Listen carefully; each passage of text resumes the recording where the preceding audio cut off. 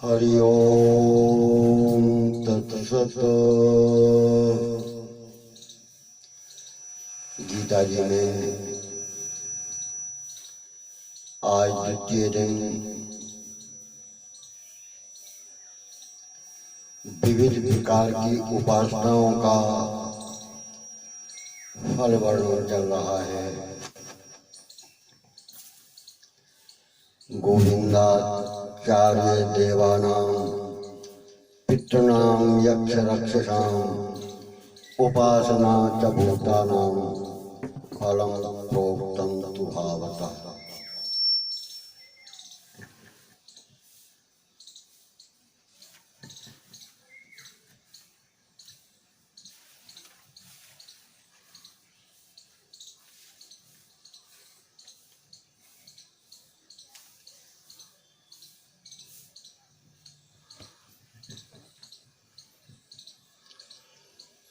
अगर अपने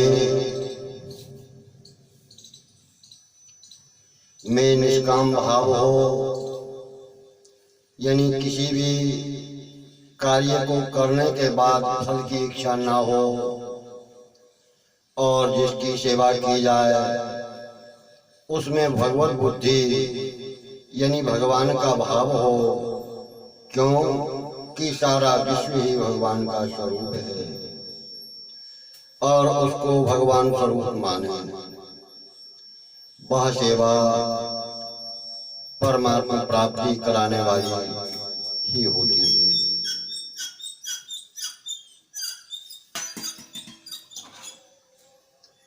एक विलक्षण बात यह है कि अगर भगवान की उपासना में सकाम भाव रह भी जाए तो भी वह उपासना उद्धार करने वाली होती है, सद्गति देने वाली होती है। पर भगवान में अनन्य भाव होना चाहिए, यानी भगवान से हट करके कोई दूसरा भाव आत्मा में न रहे। भगवान ने गीता जी में अर्थार्थी, आर्त, जिज्ञासु और ज्ञानी, इन चारों भक्तों को उदार कहा है। श्रीमद् भगवद गीता के 7वें अध्याय के 18वें श्लोक में कहते हैं कि मेरा पूजन करने वाला मेरे को ही प्राप्त होता है, ऐसा कहा है। गीता जी के 7वें अध्याय के 23वें श्लोक और 9वें अध्याय के 25वें श्लोक में मनुष्य किसी भी भाव से यदि भगवान में लग जाता है तो उसका परम कल्याण होता है, ऐसा कहा है। देवता आदि की उपासनाओं का फल तो अंत वाला है, यानी नाश वाला है। जैसे कि कई देवता होते हैं, गौड़ हैं, कुल के कोई देवता हैं, जिंद हैं, वीर हैं, तो इनका उपासना का जो फल होता है वह नष्ट होने वाला होता है, कुछ समय बाद नष्ट हो जाता है। गीता जी के 7वें अध्याय के 23वें श्लोक में कहते हैं कि देवताओं के उपासक पुण्य के बल पर स्वर्ग आदि ऊंचे लोगों में जाते हैं। देवताओं की जो उपासना करते हैं उन्हें स्वर्ग आदि लोग मिलते हैं और उनका पुण्यों का फल वहां पर भोगते हैं। लेकिन पुण्यों का फल समाप्त होने पर वह पुनः मृत्यु लोक में आते हैं। लेकिन परमात्मा की प्राप्ति अंत वाली नहीं है। जिसने भगवान को प्राप्त कर लिया यानी कर लिया, फिर उसको मृत्यु लोक में नहीं आना पड़ता। श्रीमद् भगवद गीता के 8वें अध्याय के 16वें श्लोक में बताते हैं कि यह जीव परमात्मा का अंश है। श्रीमद् भगवद गीता के 15वें अध्याय के 7वें श्लोक में बताते हैं कि जब यह जीव अपने अंशी परमात्मा की कृपा से परमात्मा को प्राप्त कर लेता है तो फिर वहां से पुनः उसे लौट करके वापस नहीं आना पड़ता, फिर वह मृत्यु लोक में नहीं आता, भगवान में ही विलीन हो जाता है। गीता जी के 8वें अध्याय के 21वें श्लोक और 15वें अध्याय के 6वें श्लोक में बताते हैं कि परमात्मा की कृपा नित्य है। नित्य यानी हमेशा रहने वाली है, वह कृपा नष्ट नहीं होती। स्वर्ग आदि जो लोक हैं वह अनित्य हैं और जाने वालों का जो पुण्य है वह भी अनित्य है, सीमित है, नष्ट होने वाला है। अब सोचा जाए कि भगवान ने कहा है कि भूत प्रेतों की उपासना करने वाले भूत प्रेतों को प्राप्त होते हैं, यानी भूत प्रेत ही बनते हैं, ऐसा 9वें अध्याय के 25वें श्लोक में कहा है।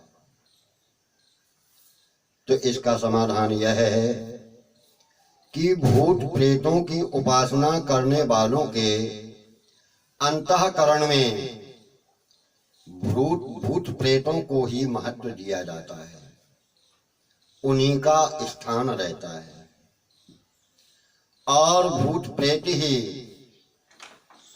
उनके इष्ट यानी प्रमुख देवता माने जाते हैं। अतः अंत काल में उनको मृत्यु के समय भूत प्रेतों का ही चिंतन विचार आता है और चिंतन के अनुसार वे स्वयं ही भूत प्रेत बनते हैं। गीता जी के 8वें अध्याय के 6वें श्लोक में कहते हैं, अगर कोई मनुष्य यह सोचे कि अभी तो मैं पाप कर लूं, व्यभिचार कर लूं, अत्याचार कर लूं, फिर जब मरने लगूंगा तब भगवान का नाम ले लूंगा, भगवान को याद कर लूंगा, तो उसका यह सोचना सर्वथा हमेशा गलत है। कारण है कि मनुष्य जीवन भर जैसा कर्म करता है उसके मन में जैसा चिंतन रहता है, अंतकाल यानी मरने के समय में प्रायः वही विचार सामने आते हैं। अतः दुराचारी मनुष्य को अंतकाल में दुराचारों का ही विचार आता है और वह अपने पाप कर्मों के फलस्वरूप नीच योनियों में जन्म लेता है, भूत प्रेत बनता है, नरक में जाता है। अगर कोई मनुष्य काशी, मथुरा, वृंदावन, अयोध्या आदि धामों में रहकर यह सोचता है कि धाम में रहने से मरने पर मेरी सदगति हो जाएगी, दुर्गति नहीं हो सकती, तो ऐसा सोचकर वह पाप, दुराचार, व्यभिचार, झूठ, कपट, चोरी, डकैती आदि कर्म करने लग जाता है, तो मरने पर उसकी भयंकर दुर्गति होती है। वह अंतिम समय में प्रायः किसी कारण से धाम के बाहर चला जाएगा और वहीं मर करके भूत प्रेत बनेगा। यहाँ पर श्रीमन रामचरितमानस में बताया है कि काटे पुनि बाढ़ई बहुत तो जिम तीरथ कर पाप। तीर्थों में प्राणी अपने पाप नष्ट करने के लिए जाते हैं, लेकिन पाप नष्ट करना तो दूर रहा, वहां से और 1000 गुने पाप ज्यादा कमा के लाते। क्योंकि जो दुष्विचार, बुरे विचार, बुरा कर्म वह यदि तीर्थ स्थान के बाहर करता है तो उसको मान लो 1 रुपया दोष लगता है, और वही दुष्विचार दुष्कर्म वह तीर्थ स्थान में करता है तो उसको उसका दोष सहस्र गुना ज्यादा लगता है। और अंत समय में जैसे कर्म होते हैं, मृत्यु के समय वही विचार उसके अंदर आते हैं।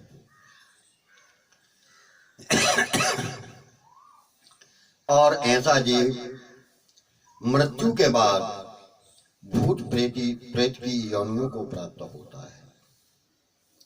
उन योनियों के बाद उसको नरक भोगने के लिए अनेक अन्य योनियों में जाना पड़ता है। अगर वह धाम में भी मर जाए तो भी अपने पापों के कारण वह भूत प्रेत ही बनता है। अब प्रश्न उठता है कि प्रेत योनि ना मिले, इसके लिए मनुष्य को क्या करना चाहिए?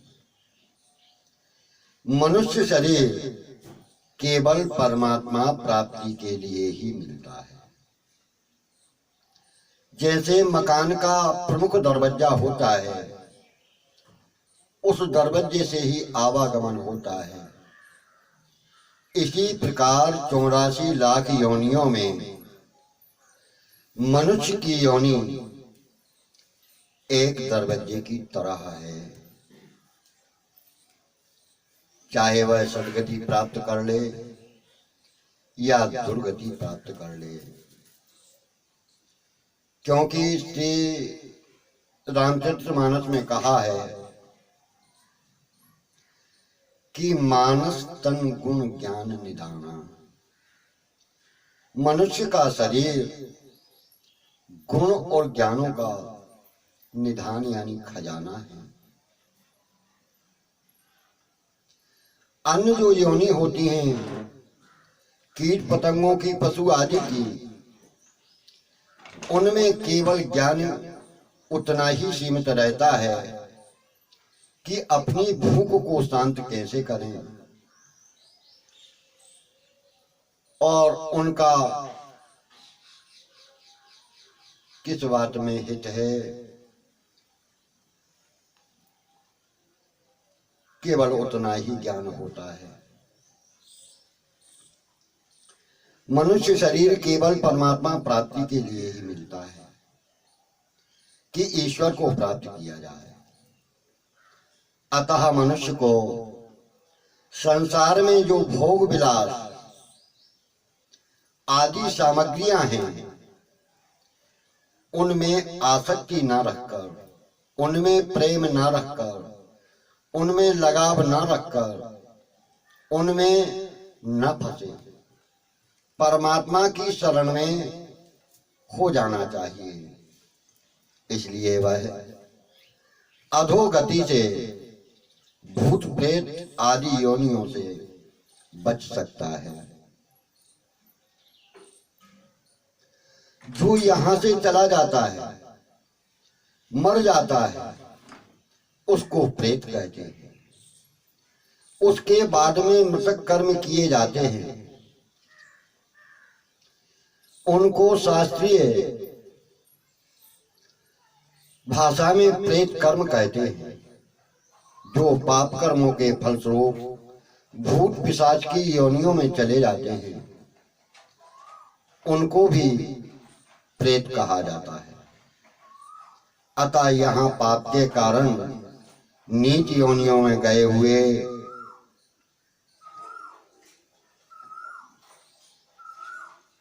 कीट पतंग पशु आदि योनियों में जाने से इसका भाव समझना चाहिए। अब प्रश्न उठता है कि भूत प्रेत और पितर, इनमें अंतर क्या है? ऐसे तो भूत प्रेत पिशाच पितर आदि सभी देवी योनि कहलाते हैं, पर उनमें भी कई भेद होते हैं। भूत प्रेत का शरीर वायु प्रधान होता है, वह वायु में ही विचरण करते हैं, अतः वे हरेक को दिखते नहीं।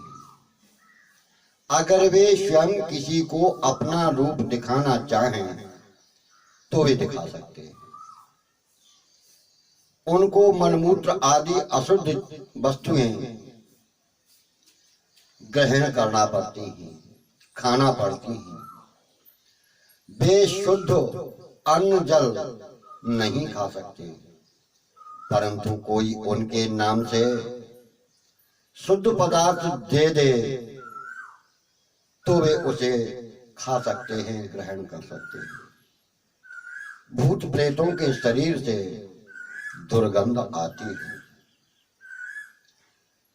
पितर भूत प्रेतों से ऊंचे माने जाते हैं।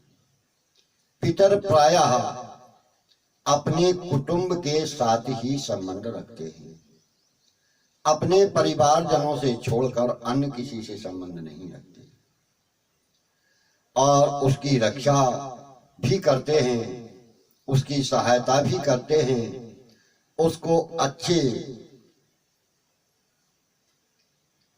बुद्धि भी प्रदान करते हैं। अगर घर वाले बंटवारा करना चाहें तो उनका बंटवारा भी कर लेते हैं।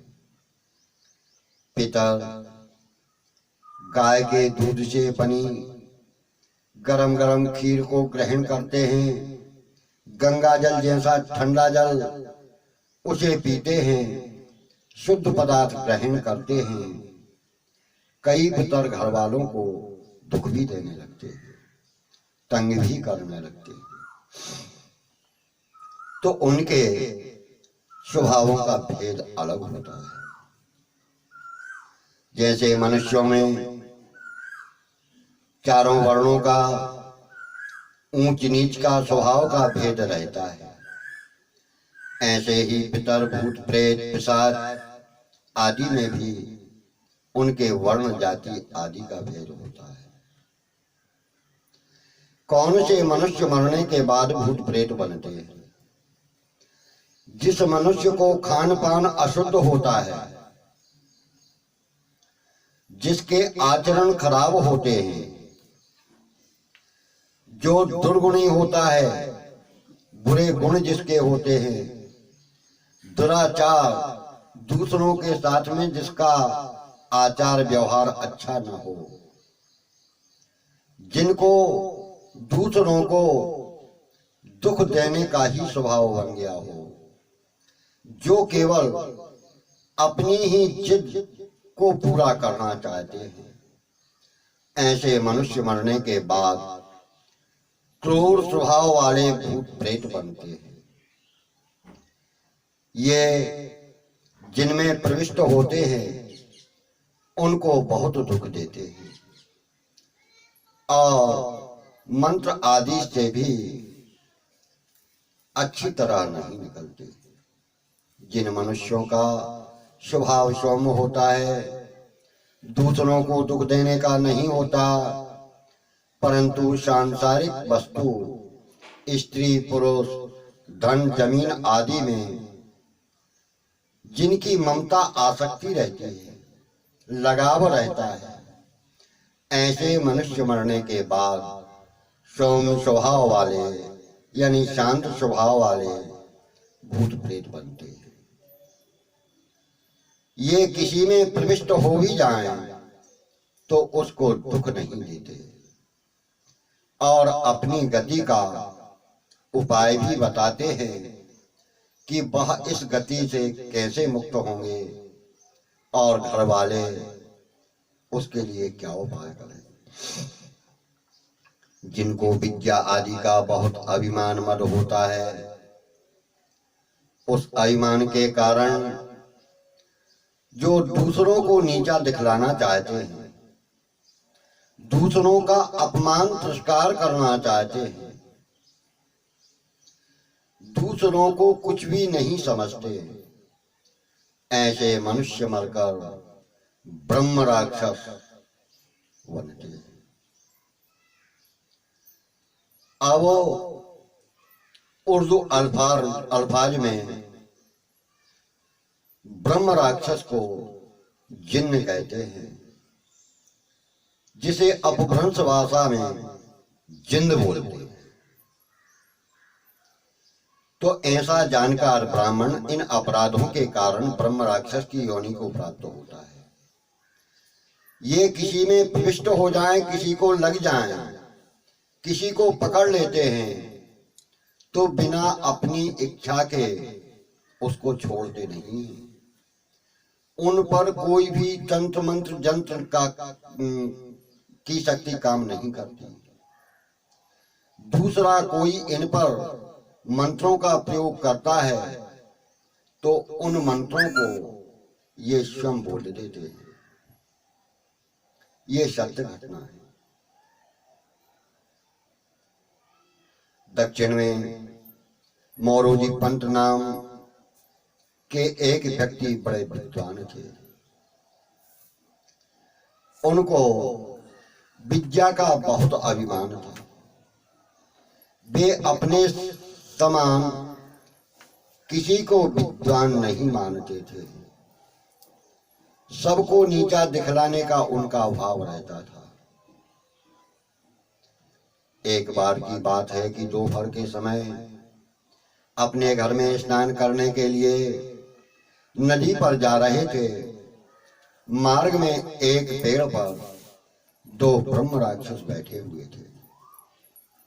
वे आपस में बातचीत कर रहे थे। एक ब्रह्म राक्षस बोला कि हम दोनों तो इस पेड़ की दो डालियों पर बैठे हैं, पर यह तीसरी डाली खाली है। इस पर कौन आएगा और कौन बैठेगा? तब दूसरा ब्रह्म राक्षस कहता है कि यह जो नीचे से जा रहा है, यह मरने के बाद आकर के यहीं बैठेगा, क्योंकि इसको अपनी विद्वता का बहुत अभिमान है। उन दोनों के संवाद को मोरोजी पंत ने सुना तो वे वहीं रुक गए और विचार करने लगे कि विद्या के अभिमान के कारण मेरे को ब्रह्म राक्षस बनना पड़ेगा, प्रेत योनि में जाना पड़ेगा। अपनी दुर्गति से वे घबरा गए और मन ही मन संत ज्ञानेश्वर जी के शरण में गए और उनसे कहते हैं कि मैं आपकी शरण हूं, आपके अलावा मेरे को इस दुर्गति से बचाने वाला कोई दूसरा नहीं। ऐसा विचार करके वे वहीं से आलंदी के लिए चले गए और वहां संत ज्ञानेश्वर जी जीवित समाधि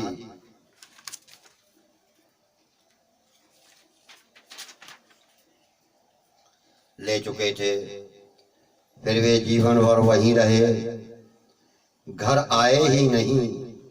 संत की शरण में जाने से उनका विद्या का अभिमान नष्ट हो गया और संत कृपा से वे भी संत हो गए। हरि ओम तत्सत।